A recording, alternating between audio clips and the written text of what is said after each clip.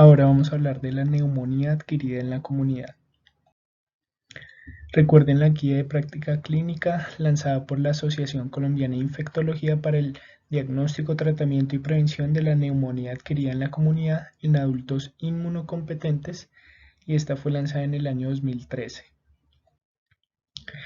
Y la actualización de la Sociedad Americana del Tórax para el diagnóstico y tratamiento de la neumonía adquirida en la comunidad en adultos, en conjunto con la ITSA, lanzada en el año y actualizada en el año 2019. Vamos a hablar en esta sección entonces sobre la definición, la epidemiología, la fisiopatología, la etiología, la evaluación inicial, qué manifestaciones clínicas y cómo se realiza el diagnóstico y cuál es el tratamiento de la neumonía adquirida en la comunidad. Entonces, la neumonía es el proceso inflamatorio del parénquima pulmonar desencadenado por bacterias, virus, hongos o parásitos. En este proceso inflamatorio se ve afectada la porción distal del tracto respiratorio, incluyendo los bronquiolos y los alvéolos. El paciente presenta signos y síntomas que ocurren fuera del hospital o en las primeras 48 horas de ingreso al hospital o después de 7 días de su egreso, con el fin de llamar adquirida en la comunidad. Si ocurre la neumonía, los signos y síntomas dentro del hospital después de las 48 horas del ingreso o en los primeros 7 días de su egreso, pues se llamará neumonía asociada a los cuidados de la salud. La incidencia reportada es aproximadamente de 1 a 11 por 1000 habitantes años. El 20 al 40% de las neumonías adquiridas en la comunidad requerirán hospitalización, y de esos pacientes que se hospitalizan, el 10 al 30% van a requerir unidad de cuidado intensivo. Ten en cuenta que la neumonía es la sexta causa de mortalidad general a nivel mundial y es la primera causa de mortalidad por enfermedades infecciosas. Las mortalidades con el tratamiento varían desde el manejo ambulatorio de 1 a 5%, el hospitalario del 5 al 25%. En Colombia se ha reportado mortalidades hospitalarias de hasta el 9.5%, y la mortalidad en unidad de cuidado intensivo puede llegar a ser tan alta como el 50%. Esta gráfica lo que nos muestra es la mortalidad relacionada con la terapia antibiótica empírica inicial que se les monta a los pacientes en aquellos que han tenido bajo riesgo para patógenos resistentes. Vean que cuando se utiliza y se inicia el manejo antibiótico recomendado por las guías, es decir, el manejo usual empírico, la mortalidad llega a ser hasta el 2.1%. Y vean cómo la mortalidad aumenta exponencialmente en pacientes que se inician terapias inapropiadas, espectros inadecuados o monoterapia con betalactámicos, y por lo tanto pues no es el manejo inicial que recomiendan las guías. Y vean cómo la mortalidad aumenta al 10, al 13 y al 9.7% en estos pacientes. En cuanto a la fisiopatología, la neumonía es un proceso inflamatorio, por lo tanto la inflamación puede afectar el intersticio alveolar, generando infiltrado celular y exudación en el espacio alveolar, y es por esto que los pacientes van a presentar consolidaciones en el parénquima pulmonar. La expresión en este caso es la alteración del intercambio gaseoso, por lo que va a haber un infiltrado celular con exudado en el espacio alveolar, por lo tanto va a generar hipoxemia. Y otros signos y síntomas van a ser debidos a la liberación de citoquinas y mediadores proinflamatorios que van a generar los signos y síntomas clásicos de respuesta inflamatoria sistémica. Recuerden los estadios de la neumonía: un estadio inicial de congestión, la hepatización roja, la hepatización gris y la resolución. La primera de 1 a 2 días, la segunda de 2 a 4 días, la tercera de 4 a 6 días y la resolución aproximadamente al sexto al 12º día. Y es por esto que el manejo antibiótico usualmente son de 5 a 7 días, y en algunos casos se extiende 14 días. Tengan en cuenta que la neumonía, al ser un proceso inflamatorio y pues como todo proceso inflamatorio, inicialmente va a haber un reconocimiento eh, de las bacterias y los patógenos, ya sean virus, bacterias, hongos o parásitos, por las células inmunes, y se va a montar la respuesta inmunológica con quimiotaxis de las células inflamatorias circulantes, un reclutamiento de estas células a las regiones alveolares con el infiltrado linfocitario, activación de todas estas células inflamatorias y liberación de proteasas, especies reactivas del oxígeno, y también va a generarse agregación plaquetaria debido a la activación también protrombótica en estos casos. No se le olvide los factores de riesgo para una neumonía por aspiración. Tenga en cuenta los factores de riesgo cuando el paciente tiene la deglución alterada, ya sea por enfermedades esofágicas como la disfagia, el cáncer, o las constricciones esofágicas, por enfermedad pulmonar obstructiva crónica, por enfermedades neurológicas como crisis epilépticas, esclerosis múltiple, parkinsonismo, ACV o trastornos neurocognitivos, o en los pacientes que se les realiza la extubación de la ventilación mecánica. Todos ellos van a tener alteración en la deglución. Pacientes con alteración del estado de conciencia por enfermedades neurológicas como ACV, parada cardíaca, fármacos, anestesia general y consumo de alcohol.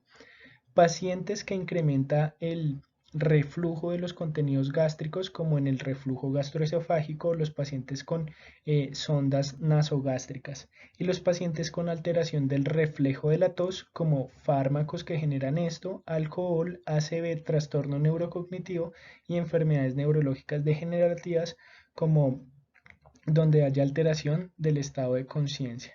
No se le olvide estos factores de riesgo, porque los pacientes pueden tener microaspiraciones y generar neumonía. Esta es la tabla clásica que nos muestra la guía de práctica clínica colombiana, donde nos muestran estos estudios y nos muestran la incidencia de agentes etiológicos en pacientes con neumonía adquirida en la comunidad.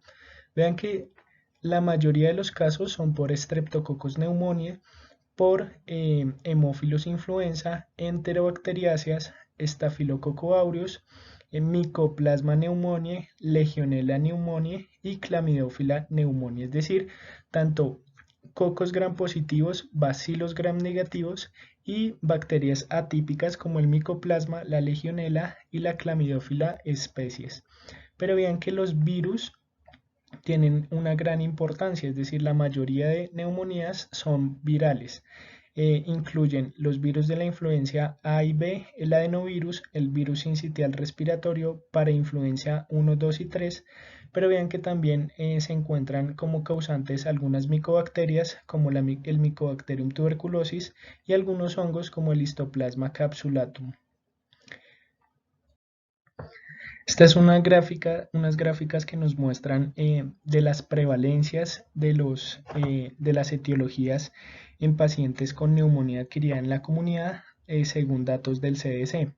Vean que en los pacientes, en esta cohorte de pacientes, el rinovirus humano fue el causante más frecuente de neumonía adquirida en la comunidad, seguido por la influenza, y la tercera causa ya es la bacteriana, con el Streptococcus pneumoniae, seguido por el metaneumovirus humano, el virus sincitial respiratorio, los diferentes virus del parainfluenza 1, 2 y 3, y otras bacterias gram negativas. Vean que los coronavirus se encuentran acá, el Mycoplasma pneumoniae como bacteria atípica, el Staphylococcus aureus, el adenovirus, la Legionella y los diferentes estreptococos. En esta gráfica de la derecha lo que nos muestran es la etiología de la neumonía adquirida en la comunidad, donde se presenta empiema, es decir, la etiología del empiema.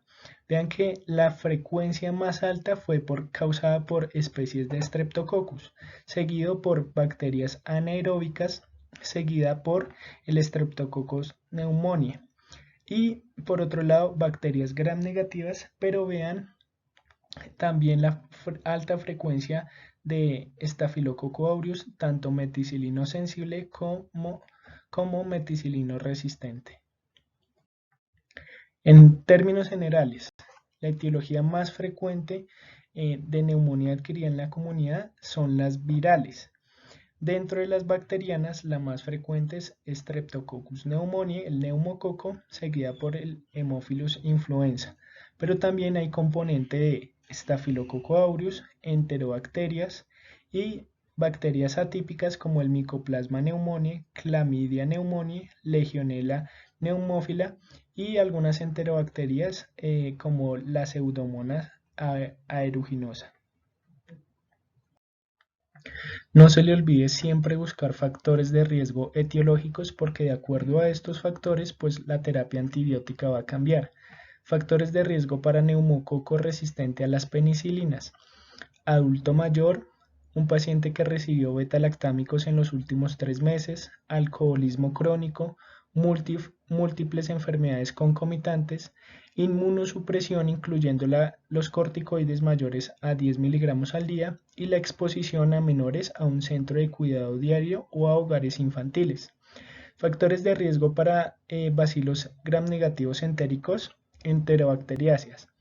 Residentes en hogares de cuidado crónico u hogares geriátricos, enfermedades cardiopulmonares de base, falla cardíaca, cardiopatía isquémica, enfermedad pulmonar obstructiva crónica y demás. Uso reciente de antibióticos, múltiples enfermedades concomitantes y disfagia o aspiración. Factores de riesgo para Pseudomonas aeruginosa, enfermedades o alteraciones pulmonares de base, bronquiectasias y EPOC grave, terapia de inmunosupresión con corticoides, terapia con antibióticos de amplio espectro en los últimos 7 días o en el último mes y la malnutrición. Factores de riesgo para Staphylococcus aureus, enfermedad renal crónica en hemodiálisis, abuso de drogas intravenosas, infecciones previas por influenza, uso de antibióticos previos, especialmente fluoroquinolonas, y neumonías necrosantes adquiridas en la comunidad o infección de piel grave y concomitante. Factores de riesgo para Legionella pneumófila, pacientes fumadores, pacientes jóvenes sin enfermedades concomitantes, síntomas gastrointestinales y neurológicos concomitantes y enfermedad grave de neumonía adquirida en la comunidad con compromiso multiorgánico. Y factores de riesgo para anaerobios serán la disfagia y la aspiración. En dado caso que nos recuerde estos factores de riesgos, pues siempre consulta esta tabla. Y les dejo esta tabla para que profundicen las características epidemiológicas, es decir, los tipos de microorganismos según ciertas entidades clínicas como abscesos pulmonares, alcoholismo, aspiración, bronquiectasias, EPOC, tabaquismo, estadías en hoteles, lugares donde se encuentran murciélagos, exposición a pájaros, pacientes con inmunosupresión y todos estos les dirán cuáles son los agentes etiológicos más probables en estas características clínicas. Estos son los factores de riesgo independientes para que un paciente tenga neumonía. Pacientes que tengan admisión al hospital en los últimos 3 meses, pacientes con antibióticos en los últimos 3 meses, supresión del ácido gástrico con inhibidores de bomba de protones, inmunosupresión, alimentación enteral con tubos nasogástricos u orogástricos y el estado no ambulatorio. Factores de riesgo para estafilococo áureo resistente a meticilina. Admisión al hospital en los últimos 3 meses, antibióticos previos en los últimos 3 meses, supresión de ácido gástrico, hemodiálisis crónica, colonización previa con estafilococo áureo resistente a meticilina y paciente con falla cardíaca.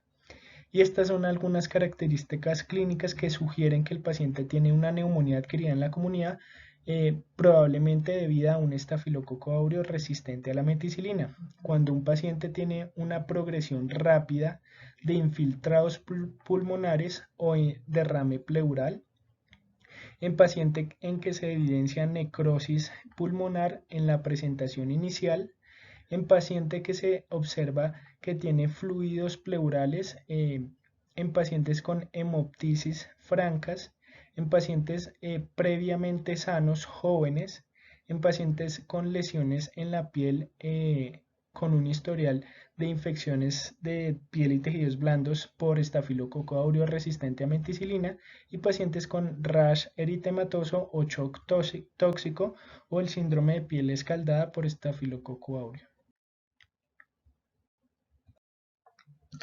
¿Qué manifestaciones clínicas tendrán los pacientes? La principal será la fiebre, pero pueden tener síntomas inespecíficos como malestar general, escalofríos, diaforesis, mialgias y cefalea. Y algunos más específicos síntomas respiratorios como es la tos, pueden presentar tos húmeda o seca y puede haber expectoración purulenta o hemoptoica. La presencia de disnea, taquipnea, signos de dificultad respiratoria, hipoxemia, si es severo cianosis y dolor torácico pleurítico. También pueden tener reducción de la expansión pulmonar al examen físico, aumento de las vibraciones vocales, frémito, matidez o submatidez a la percusión, disminución de los ruidos respiratorios a la auscultación, crépitos como ruidos agregados, puede haber sibilancias y en estas se dan generalmente como procesos broncoobstructivos en neumonías virales, pero también podemos encontrar broncofonía, egofonía o pectoriloquia. Claramente, al ser una enfermedad infecciosa, la respuesta inflamatoria sistémica van a presentar los pacientes. Recuerden, mayor o igual a 2, de temperatura mayor a 38 grados centígrados o menor a 36, taquicardia con una frecuencia cardíaca por encima de 90 latidos por minuto, taquipnea con una frecuencia respiratoria por encima de 20 por minuto o un conteo de leucocitos por encima de 12.000 o con leucopenia menor a 4.000 o cuando hay bandas inmaduras por encima del 10%. También los pacientes pueden presentar falla respiratoria, es decir, falla respiratoria hipoxémica y o hipercápnica o síndrome de dificultad respiratoria aguda. En estos casos, recuerde revisar las diapositivas de su manejo, y también los pacientes pueden progresar a falla orgánica debido a la infección, es decir, sepsis y choque séptico. Recuerde clasificar las etiologías y las probables presentaciones de las neumonías en neumonías típicas, atípicas y virales. Las neumonías típicas por lo general son cuadros agudos y severos. El paciente tiene respuesta inflamatoria sistémica y en la radiografía de tórax se evidencia una consolidación franca. Las neumonías atípicas son cuadros generalmente insidiosos, es decir, más de una semana de síntomas y signos, pacientes con manifestaciones extrapulmonares, como por ejemplo las gastrointestinales, diarrea, vómitos. Hay disociación clínico-radiológica, es decir, que el paciente se encuentra sin tantos síntomas severos, pero en la radiografía de tórax se observan múltiples infiltrados y una radiografía muy fea, y por lo tanto van a tener infiltrados difusos e iliares muy prominentes. Las neumonías virales por lo general son neumonías con cuadros clínicos insidiosos, es decir, de varias semanas con síntomas respiratorios superiores, los pacientes con rinorrea o dinofagia, y se van a observar infiltrados en vidrio esmerilado difusos en la placa de tórax, y posiblemente las causantes de síndrome de dificultad respiratoria aguda debido a neumonías virales serán la influenza y en este caso el SARS-CoV-2.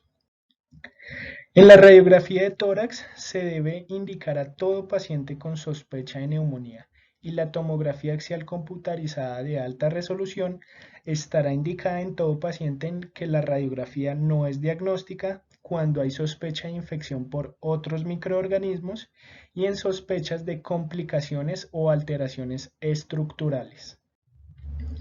La radiografía de tórax nos sirve para evidenciar consolidaciones. Recuerden que la definición es cuando se observa una ocupación alveolar en un segmento o en un lóbulo, es decir, radioopacidad. El broncograma aéreo es observar la vía aérea, es decir, esa radiolucidez dentro de una consolidación. es decir, dentro de una opacidad.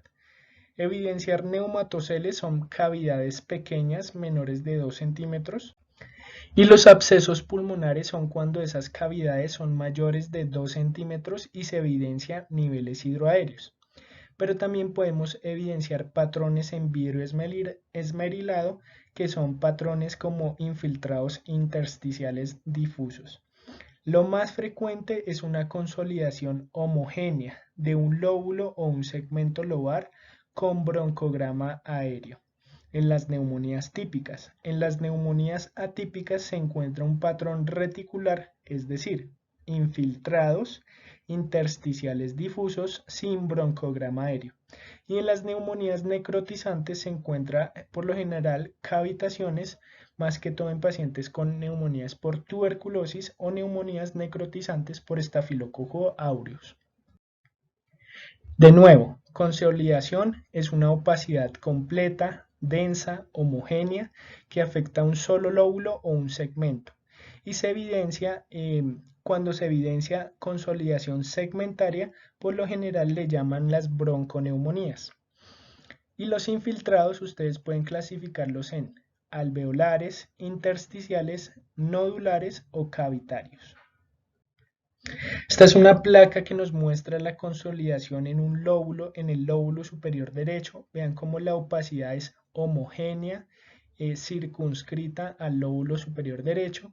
Y vean la consolidación en el lóbulo inferior derecho. Vean la opacidad que borra los ángulos costofrénicos y cardiofrénicos en este paciente en el lóbulo inferior derecho. Estas placas nos muestran consolidaciones en el lóbulo medio. Vean cómo se evidencia acá la opacidad homogénea de este segmento pulmonar. Acá se evidencia también la consolidación, es decir, una opacidad homogénea. Acá también. Acá en el lóbulo inferior, en un segmento inferior del lóbulo inferior también.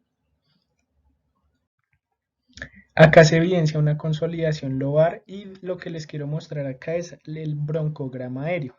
Si evidencian la opacidad, es decir, lo blanco,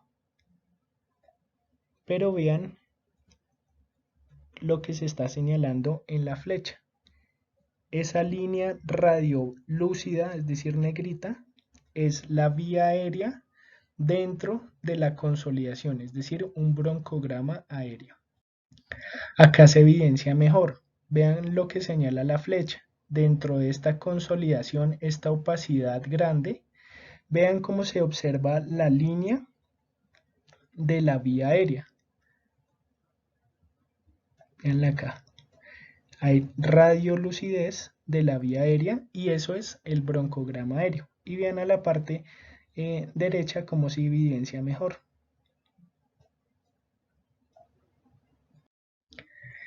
Vean en la tomografía de tórax cómo se evidencia el broncograma. Dentro de una opacidad, una consolidación, se observa en el interior la vía aérea y este es el broncograma aéreo. Vean en este caso cómo se evidencia una opacidad en el lóbulo pulmonar superior. Se evidencia el broncograma aéreo, veanlo acá, y se evidencia este neumatocele menor de 2 centímetros. Esta es una placa de tórax que nos muestra los infiltrados intersticiales, muy probablemente por neumonías atípicas o neumonías virales. Vean que acá no se observa una franca consolidación, es decir, una región homogénea de opacidad, sino que la opacidad está distribuida desde el área medial al área lateral, es decir, se extiende hacia los ambos campos pulmonares distalmente. Y en este caso hay infiltrados intersticiales en ambas bases pulmonares.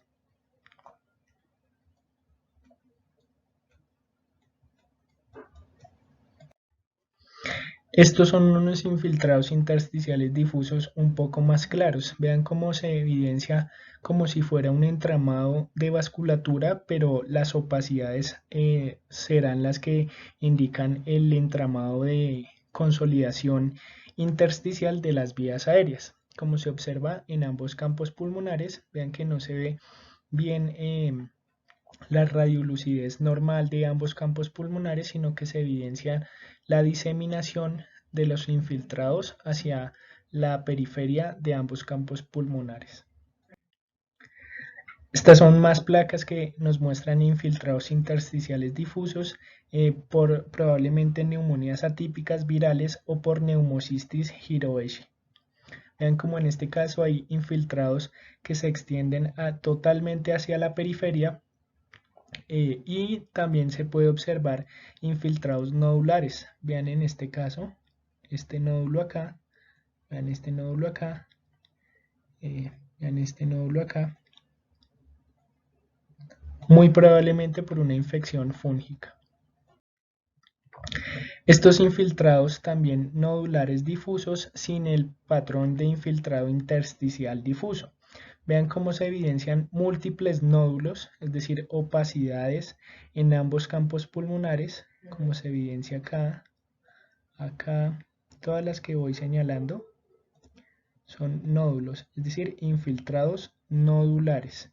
Muy probablemente y muy frecuente en las neumonías por tuberculosis y neumonías fúngicas por histoplasmosis. Esto es un infiltrado intersticial difuso que opaca totalmente ambos campos pulmonares, es decir, por una neumonía multilobar muy probablemente de origen viral. Vean cómo literalmente se observa el pulmón blanco. Esta es la radiografía clásica del pulmón blanco y es muy probablemente en pacientes con neumonías multilobares y con síndrome de dificultad respiratoria aguda.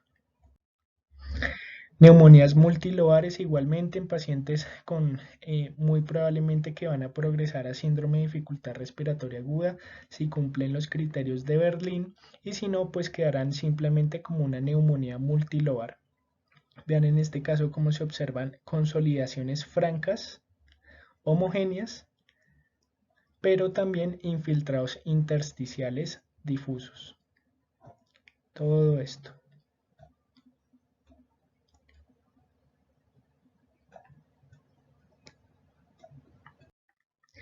Opacidades bilaterales difusas en neumonías multilobares. Acá se observa una consolidación homogénea y acá infiltrados totalmente difusos en el pulmón derecho. Y acá infiltrados bilaterales difusos por una neumonía multilobar. Acá se observa un derrame pleural, es decir, un derrame muy probablemente paraneumónico por una neumonía, donde hay borramiento del ángulo costofrénico y cardiofrénico. Esta es una cavitación, una placa de tórax que nos muestra una cavitación. Cuando la observemos siempre hay que sospechar neumonía necrotizante por tuberculosis o por estafilococo aureus. Vean cómo se observa acá la cavitación con la consolidación pericavitaria. Ven acá otra cavitación. En la tomografía axial computarizada, recuerden siempre identificar los lobulillos, es decir, normalmente no se deben observar, pero ustedes deben tener en la mente que así es la conformación anatómica en la tomografía axial computarizada y pues anatómica normalmente. El lobulillo es la unidad funcional del pulmón, mide aproximadamente 1 a 2 centímetros y contiene aproximadamente 5 a 15 acinos alveolares. Y como les decía, no se debe ver en la tomografía axial computarizada, es decir, no se debe ver este entramado de alvéolos en la tomografía, ni tampoco los septos que separan cada lobulillo. En la tomografía axial computarizada también deben identificar patrones en vidrio esmerilado, que es el llenado alveolar o el engrosamiento intersticial, y puede haber un patrón en mosaico. La consolidación pues ya es la ocupación total alveolar, dada por pus, edema, sangre y células tumorales o por células inflamatorias en el caso de la neumonía. Entonces, normalmente se debe ver hipodenso, es decir, el pulmón, el parénquima pulmonar se debe ver totalmente hipodenso. El patrón en vidrio esmerilado, como se observa acá, se ve como gris entre hipodenso e hiperdenso. Y la consolidación, pues francamente hiperdensa. Recuerden que también pueden encontrar el patrón de árbol en gemación, que significa que hay ocupación de los bronquiolos terminales y de los alvéolos y es indicativa de bronquiolitis. Siempre que vean esto en la tomografía axial computarizada se debe sospechar de tuberculosis. Vean cómo se observa acá en la gráfica izquierda un árbol en gemación y cómo es muy parecido a lo que se evidencia en este lugar en las áreas distales de la tomografía axial computarizada.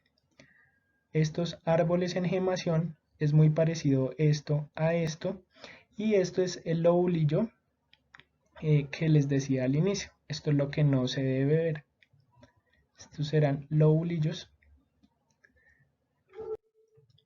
Y esta es una consolidación. Ven la hiperdensidad clara, es decir, la ocupación de esa vía aérea y vean que se ve también broncograma aéreo, es decir, la vía aérea por dentro hipodensa. Esto es broncograma aéreo.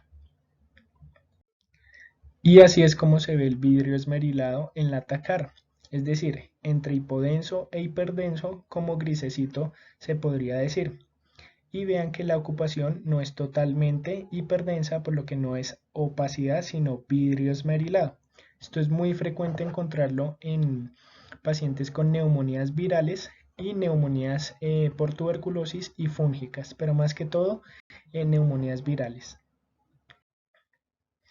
También el vidrio esmerilado se puede ver con engrosamiento intersticial, es decir, esto que ven acá es vidrio esmerilado porque no está totalmente hipodenso.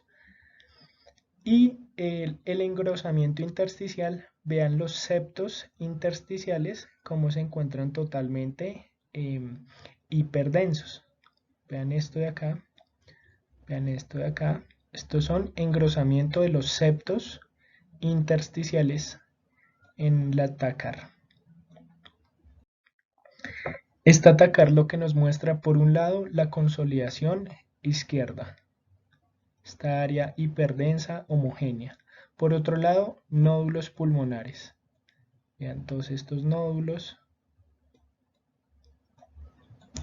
pulmonares. Muy probablemente por infecciones de tuberculosis o fúngicas. Y derrame pleural derecho.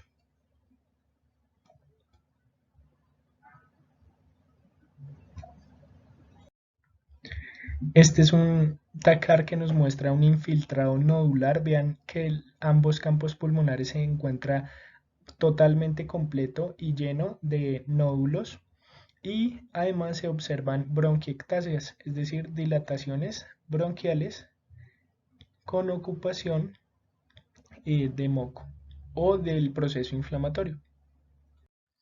Entonces, ¿cómo se realiza el diagnóstico? Ustedes siempre deben sospechar neumonía en todo paciente que consulta por una infección respiratoria aguda, es decir, fiebre más malestar general con tos o expectoración. Pero si no tiene el paciente taquipnea, taquicardia, anormalidades a la auscultación o alteración de la oxigenación, la probabilidad es muy baja y no requiere estudios adicionales, es decir, la probabilidad es muy baja de que ese paciente tenga una neumonía. Si el paciente tiene fiebre, malestar general, tos, expectoración, pues tendrá un cuadro gripal. Pero si no tiene taquipnea, taquicardia, anormalidades a la auscultación o hipoxemia, el paciente es muy poco probable que tenga una neumonía. Por lo tanto, la radiografía estará indicada cuando hay sospecha de neumonía, es decir, cuando hay fiebre, taquicardia, taquipnea, hipoxemia o alteración de la auscultación. Recuerden que la hipoxemia es el signo más específico de neumonía. ¿A quién está indicado realizar cultivo de esputo o hemocultivos? Las guías actualmente solamente recomiendan cuando hay enfermedad severa, es decir, que el paciente requiere manejo en unidad de cuidado intensivo o en quienes son tratados por tener factores de riesgo para estafilococo aureus meticilino resistente o pseudomonas aeruginosa. Deben solicitar el cultivo cuando un esputo, es decir, un gram de esputo, sea sugestivo. Cuando se dice que un gram de esputo es sugestivo. Cuando reporta más de 25 leucocitos y menos de 10 células epiteliales. Es decir, que ese esputo no está contaminado y es sugestivo para poder realizar el cultivo de ese esputo. La indicación de tomar antígeno urinario para Legionela solamente está indicado en pacientes con nexos epidemiológicos o con neumonías severas y no se recomienda la procalcitonina en estos estadios.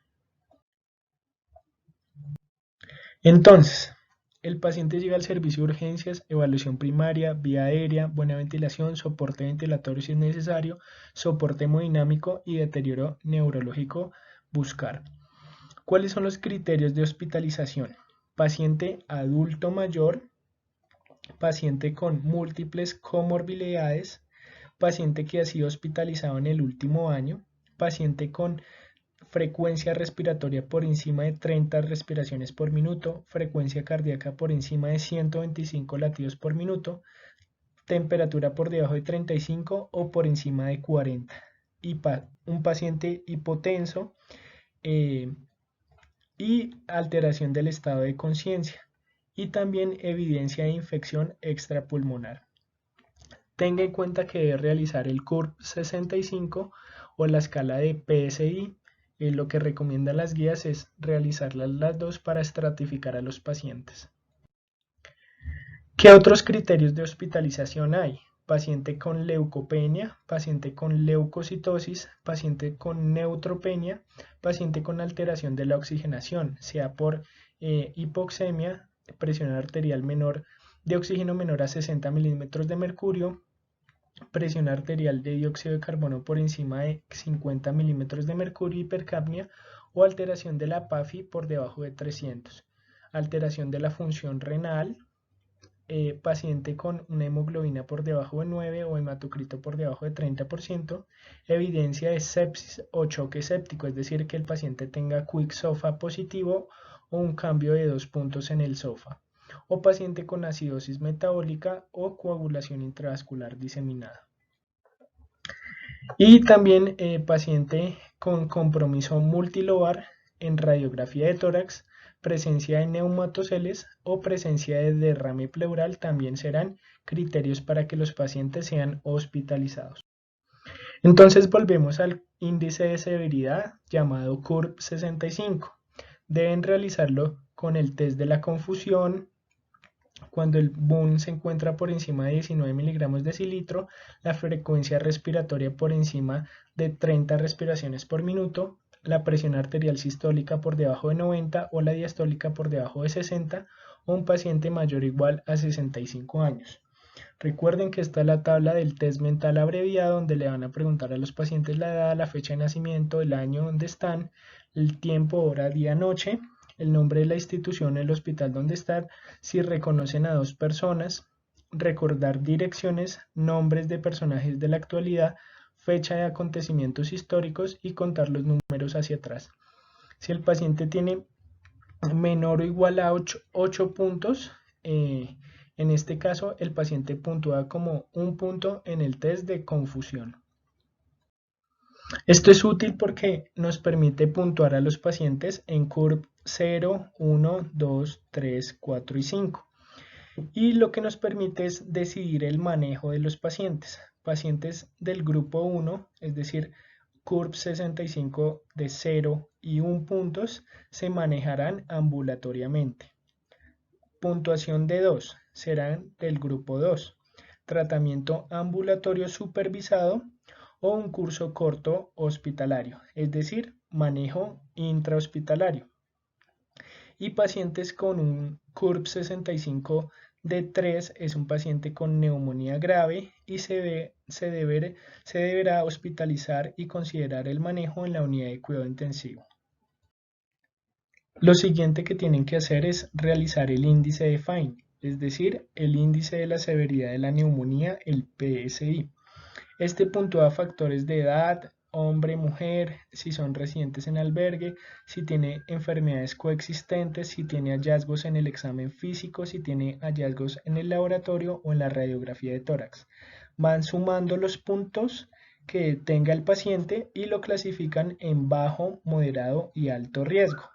Bajo riesgo serán clases 1, 2 y 3 del PSI, es decir, puntajes menores a 70, 71 a 90 y las probabilidades de mortalidad son muy bajas. Paciente con PSI moderado, es decir, clase 4, de 91 a 130, ya la mortalidad aumenta, y un paciente de riesgo alto es con un PSI clase 5, es decir, mayor o igual a 130, y la mortalidad puede ser hasta el 27%. Y este es otro algoritmo que permite clasificar a los pacientes según el PSI. ¿Tiene más de 50 años? Sí, no. ¿Tiene alguna de las enfermedades coexistentes que están acá? Sí, no. ¿Tiene algunas de las siguientes anormalidades al examen físico? Sí, no. Y asigne el riesgo y las clases en estos pacientes. Los otros son los criterios de hospitalización en unidad de cuidado intensivo, que son los criterios ATS-ITSA. Se debe remitir al paciente en unidad de cuidado intensivo cuando tenga un criterio mayor o 3 criterios menores. Los criterios mayores pues son de obviedad, paciente con necesidad de ventilación mecánica invasiva o paciente con necesidad de soporte vasopresor. Y los criterios menores son frecuencia respiratoria por encima de 30 por minuto, una PAFI por debajo de 250, infiltrados multilobares, confusión, un boom por encima de 20 miligramos decilitro, leucopenia, trombocitopenia, hipotermia o hipotensión que requiere alto soporte de líquidos. Si el paciente tiene 3 de estos puntajes, pues necesita manejo en unidad de cuidado intensivo. Entonces ya van 3 escalas o 3 criterios para que ustedes realicen en los pacientes. CURB 65, el PSI y los criterios ATS-ITSA. Este es el algoritmo de dónde realizar el manejo de la neumonía. El paciente con CURB 65 de 0 a 1 puntos y que satura más del 90% se manejará en la casa. Pero si tienen imposibilidad para la medicación oral, tienen bajo soporte familiar o tienen derrame pleural, hay que hospitalizarlos en el hospital. Si tienen más de un punto, es decir, 2, 3 o 4 o 5, 2 será manejo en sala general, es decir, en hospitalización, y si no tiene los criterios de ATS-ITSA. Si tiene 3, 4, 5, habrá que realizar criterios ATS-ITSA. Si salen positivos, el manejo será en unidad de cuidado intensivo. Estas son las indicaciones de hemocultivos en paciente con sospecha de NAC, en paciente que sea remitido a unidad de cuidado intensivo, en paciente con infiltrados cavitarios, en paciente con leucopenia, paciente con abuso de alcohol activo, falla hepática crónica, asplenia, paciente con antígeno urinario de neumococo positivo o con derrames pleurales. Ahora vamos a hablar del manejo. Entonces vamos a clasificar a los pacientes en 3 grupos, grupo 1, 2 y 3. Grupo 1 con un CURB 65 de 0 o 1 puntos, manejo ambulatorio. Grupo 2, grupo en el que el grupo CURB 65 0 a 1 tiene factores de riesgo para baja adherencia o condiciones socioeconómicas o pacientes con CURB 65 de 2 puntos donde el manejo deberá ser en sala general de hospitalización. Y el grupo 3, el paciente con CURB 65 de 3 o más puntos o que tiene criterios ATS-ITSA positivos para unidad de cuidados intensivos. También lo siguiente que debemos que hacer es clasificar a los pacientes según el riesgo de factores de riesgo para patógenos específicos. Si tienen factores de riesgo para neumococo resistente a penicilina, si tienen factores de riesgo para Pseudomonas aeruginosa o si tienen factores de riesgo para Staphylococcus aureus meticilino resistente. Entonces, grupo 1, manejo ambulatorio, grupo 2, hospitalización, grupo 3, unidad de cuidado intensivo. Las medidas generales para el manejo de la neumonía es de soporte de oxigenoterapia suplementaria si el paciente se encuentra hipoxémico para que sature por encima de 90%. Realice un adecuado balance de hidratación y electrolítico, corrigiendo la deshidratación y dando líquidos de mantenimiento si es necesario, y corrija toda alteración electrolítica en el sodio, potasio y demás.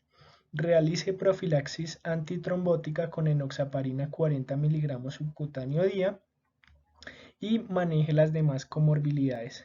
Y lo siguiente será iniciar manejo antibiótico empírico según los factores de riesgo y según la clasificación que hemos visto en los pacientes. Y este manejo antibiótico debe realizarse sí o sí en las primeras 4 a 8 horas. Si el paciente se encuentra con sepsis, pues deberá realizarse el manejo de acuerdo a las guías de la sepsis. La procalcitonina no es necesaria para el inicio de la antibiótico-terapia. Las guías ATS-ITSA no la recomiendan para nada y más adelante nos daremos cuenta en qué podrían ser de utilidad. Los corticoides no son recomendados, pues solamente en los pacientes que tengan choque séptico refractario en las indicaciones del Surviving Sepsis. Estas son las indicaciones que muy probablemente puedan servir para la procalcitonina y la terapia antibiótica. Solo es útil para definir la duración antibiótica, es decir, no sirve para decir si el paciente tiene una neumonía bacteriana o viral, sino solamente la duración de la antibiótica. El inicio debe evitarse el manejo antibiótico cuando se encuentra por debajo de 0.1 y está muy recomendado por encima de 0.25 o 0.5. Y el retiro del manejo antibiótico está muy recomendado cuando la procalcitonina se encuentra por debajo de 0.1, recomendado cuando está por debajo de 0.25 y está recomendado cuando hay una caída del 80% de la procalcitonina y muy recomendado cuando hay una caída de la procalcitonina por encima del 90%. Estas serán las indicaciones para retirar los antibióticos en estos pacientes. Entonces el manejo antimicrobiano. Vamos a iniciar con el grupo 1, los que serán manejo ambulatorio, pacientes que no tienen factores de riesgo ni comorbilidades. El manejo será por 5 a 7 días. Pueden utilizar amoxicilina 1 gramo cada 8 horas vía oral o claritromicina 500 miligramos cada 12 horas o acitromicina 500 miligramos cada día vía oral. La citromicina en este caso se puede utilizar de 3 a 5 días. Las otras opciones, si hay alergias o contraindicaciones, será doxiciclina 100 miligramos cada 12 horas, moxifloxacina 400 días y levofloxacina 750 miligramos cada día vía oral. Ahora, el paciente se va para la casa porque tiene un CURP 65 de 0,1, pero tiene factores de riesgo para neumococo, porque es mayor de 65 años, porque ha recibido beta-lactámicos en los últimos 3 meses, etcétera, según los factores de riesgo. El manejo sigue siendo por 5 a 7 días y en este caso habrá que administrar amoxicilina clavulanato 1 gramo cada 12 horas más claritromicina 500 miligramos cada 12 horas o acitromicina 500 al día. Las otras opciones a la amoxicilina clavulanato será cefuroxime 500 miligramos cada 12 horas más la claritro o moxifloxacina o levofloxacina vía oral. El grupo 2, paciente hospitalizado sin factores de riesgo ni comorbilidades. Manejo por 5 a 7 días endovenoso. Paciente se le inicia manejo con penicilina cristalina 2 millones cada 4 horas endovenoso más claritromicina 500 miligramos cada 12 horas endovenoso. Si no hay penicilina cristalina o está contraindicada, ampicilina 2 gramos cada 4 horas más claritromicina endovenosa. Si hay contraindicación a estas últimas dos, el manejo será con moxifloxacina o levofloxacina a las dosis que están indicadas acá endovenoso. Los pacientes que se encuentran hospitalizados por razones socioeconómicas se deben tratar como el grupo 1, es decir, amoxicilina o claritromicina o doxiciclina, etc. Paciente del grupo 2 hospitalizado en sala general, pero tiene factores de riesgo para bacilos gram negativos. En este caso se debe iniciar no penicilina cristalina, sino ampicilina sulbactam 3 gramos cada 6 horas más claritro 500 cada 12 horas endovenoso por 5 a 7 días. Si no hay ampicilina sulbactam o está contraindicada, cefuroxima 750 miligramos cada 8 horas endovenoso más claritro 500 K12 IV o moxifloxacina o levofloxacina. Ahora el paciente en sala general, pero tiene riesgo de neumococo resistente a penicilina. El manejo será con ceftriaxona 2 gramos al día endovenoso más claritro endovenoso 500 K12 o moxifloxacina o levofloxacina. Ahora el manejo antibiótico para los pacientes del grupo 3, porque tienen un CURP 65 de 3 a 5 o tiene criterios ATS-ITSA para manejo en UCI. Pacientes no tienen factores de riesgo para pseudomonas. El manejo será ampicilina sulbactam más claritromicina más oseltamivir 75 miligramos cada 12 horas para cubrir influenza más vancomicina, una carga de 25 miligramos por kilo y se continúa 15 miligramos por kilo cada 12 horas para cubrir estafilococo aureus meticilino resistente o linezolid 600 cada 12 horas si está contraindicado la vancomicina. La otra opción será en vez de la ampicilina sulbactam, pues la cefuroxima 750 cada 8 endovenoso más claritro más oseltamivir más vancomicina o linezolid. Y la última opción será utilizar de nuevo fluoroquinolonas, moxifloxacina o levofloxacina. Ahora, el paciente tiene factor de riesgo para pseudomonas aeruginosa. Será iniciar piperacilina tazobactam 4.5 gramos cada 6 horas más claritro más oseltamivir. O cefepime 2 gramos cada 8 horas más claritro más oseltamivir. Y si el paciente tiene factor de riesgo para estafilococo aureus meticilino resistente, pues habrá que iniciar la vancomicina o el linezolid para cubrirlo.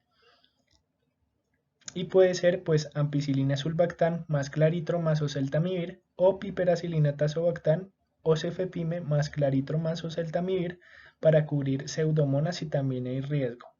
La claritromicina, los macrólidos pues para cubrir los atípicos y el oseltamivir para cubrir el virus de la influenza. Este es el resumen de las recomendaciones del manejo antibiótico según la guía colombiana y según las guías ATS-ITSA. Vean que el grupo 1 igualmente recomiendan amoxicilina si no hay factores de riesgo o claritro o acitromicina en la colombiana. En la ATS-ITSA si hay factores de riesgo como morbilidades o asplenia, utilizar amoxiclav más el macrólido y vean que la colombiana recomienda amoxa, clav o el macrólido. En este caso nos recomienda las dos a la vez. En el grupo 2, macrólido sí o sí, es decir, hay que cubrir bacterias atípicas. La penicilina o la ampicilina si el paciente no tiene factores de riesgo para neumococo resistente y si tiene factores de riesgo para bacilos gram negativos, ampicilina sulba y si tiene factores de riesgo para resistencia por neumococo resistente, utilizar ceftriaxona. Y en el grupo 3, en la guía colombiana se recomienda ampicilina sulbactam más macrólido más oseltamivir. Si factor de riesgo para pseudomonas, piperacilina tazobactam o cefepime. Y si tiene factor de riesgo para MRSA, vancomicina o linezolid. Y las recomendaciones de la ATS-ITSA serán iguales para el grupo 2 y 3. Ampicilina sulbactam más macrólido si tiene factor de riesgo para pseudomonas, piperacilina tazobactam o cefepime. Si tiene factor de riesgo para MRSA, vanco o linezolid. Y oseltamivir solamente si hay carga o si hay evidencia clínica de influenza. ¿En quiénes hay que realizar la transición del antibiótico a vía oral? En todos los pacientes que cumplan todos los siguientes criterios durante 24 horas. Que tenga alteración, ausencia de alteración del estado de conciencia, que pueda tolerar la vía oral, que no esté febril, es decir, que tenga la temperatura por debajo de 38.3, que esté estable hemodinámicamente, no esté taquicárdico, no esté con respuesta inflamatoria sistémica, esté normotenso, no esté taquipnéico y sature adecuadamente y no tenga alteración de la oxigenación. En cuanto a la evolución, la duración usual de los síntomas en las neumonías adquiridas en la comunidad, por lo general las taquicardias y las hipotensiones duran 3 días, la fiebre, la taquipnea y la hipoxia dura 3 días, la tos, la fatiga, vean que puede durar 2 semanas y los infiltrados en la radiografía de tórax pueden durar hasta 30 días. En los pacientes que no tienen mejoría, pues claramente hay que descartar comorbilidades que enlentezcan la mejoría y posibilidad de infecciones como patógenos poco comunes, tuberculosis, actinomices, nocardia, aspergillus, histoplasmosis, es decir, infecciones por micobacterias o por otras bacterias poco usuales o por infecciones fúngicas o parasitarias, que el paciente tenga resistencia bacteriana al antibiótico administrado o que tenga complicaciones como abscesos o empidemas donde hay que drenarlos. O si no, que los pacientes tengan neoplasias o enfermedades autoinmunes que simulen o imiten una neumonía. En estos casos será de utilidad la TACAR, el lavado broncoalveolar con la fibrobroncoscopia. Y estas son las indicaciones para dar egreso hospitalario. Paciente estable sin nuevos criterios de hospitalización, que tolere vía oral y que sea factible terminar el antibiótico vía oral, que el paciente se encuentre educado y que se haya vacunado contra la influenza y contra el neumococo. Espero les sea de utilidad.